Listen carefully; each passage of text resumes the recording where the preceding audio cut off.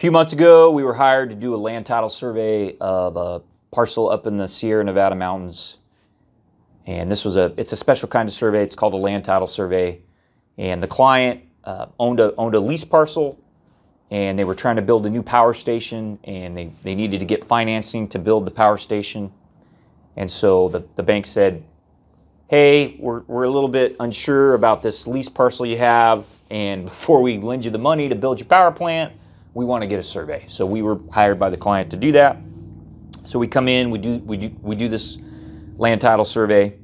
And so when I get the deed, because we always like to start with the deed in a boundary survey, when I get the deed for the lease parcel, I find that the attorney that prepared the lease parcel deed, the lease agreement, he didn't include a land description of the lease. So there was no written description of the lease parcel, which is something that should always be included in a deed.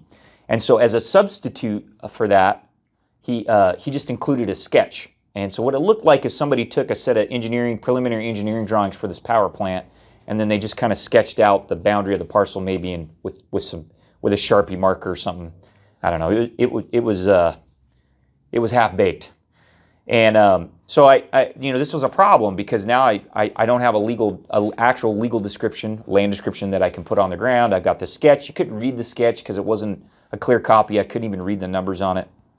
And so now what? Now what do we do, right? I got a client. He's trying to get a loan, build a power plant. I can't figure out where the lease parcel is.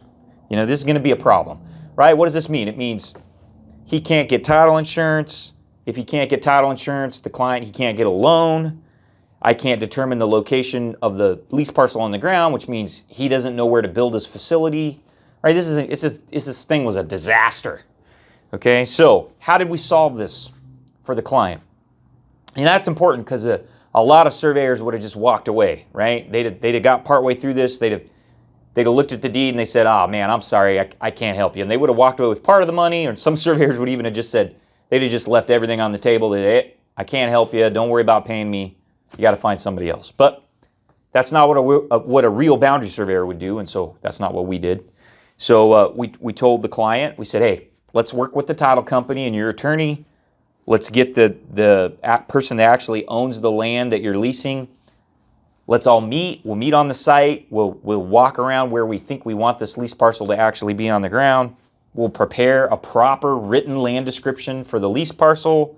You guys can file that with a new lease. You can go record it with a new lease agreement that supersedes this previous agreement that's all funky. And then I can use that to actually prepare the survey that the lender and the title insurance company want, that shows where the lease parcel boundaries are. You'll be able to get your title insured, which means you'll be able to get your loan, and you'll be able to lay out your new facility. So that's what we did. We helped the client do that. Thankfully, I was working with a really good title officer up in Sacramento who understood the problem, and he understood what we were doing, what we were dealing with, and we got it fixed for the client. So what are the lessons from this? This is a true story. This really happened. What are the lessons? I got 5 lessons here. Number 1, there are bad attorneys and there are good attorneys, right? So in this case, somebody at some point had hired a pretty crummy attorney, and they didn't do a good job, right? Attorneys shouldn't be writing land descriptions. They're not allowed to in California. So this guy broke the law, and he was negligent, right? He didn't represent his client well. Somebody was trying to save money here, right? Cost a little bit of money, might cost a couple $1,000s to get a good land description prepared. And somebody just didn't want to spend the money. So they just took a Sharpie marker to a set of engineering plans and half-baked it, right? 2, even attorneys take shortcuts, right? So if you're the client in a real estate transaction, number 1, hire a good attorney. Number 2, you got to be careful. Even attorneys take shortcuts. They shouldn't, but sometimes they do. Number 3, man, a good land description package, a good written land description of the property that can be put on the ground by a competent land surveyor, boundary surveyor. That's a really critical part of any real estate transaction, right? If you've got a land description that has problems, you got to get that fixed. You don't want to wallpaper over that. That's a bad idea. Number 4, I tell clients this all the time. You can pay now or you can pay later. If you decide to pay later, it's always more expensive, right? So in this case, somebody decided to be cheap when they prepared the original lease agreement. Here I am now, somebody's trying to build something. I'm trying to help them build something, and the whole process has to stop, right? And then we had to meet with the landowner again, and we had to get attorneys involved and the title company involved again, and it delayed the survey by 3 or 4 weeks just trying to get all that set up, and just extra time and money when it could have been done right the first time.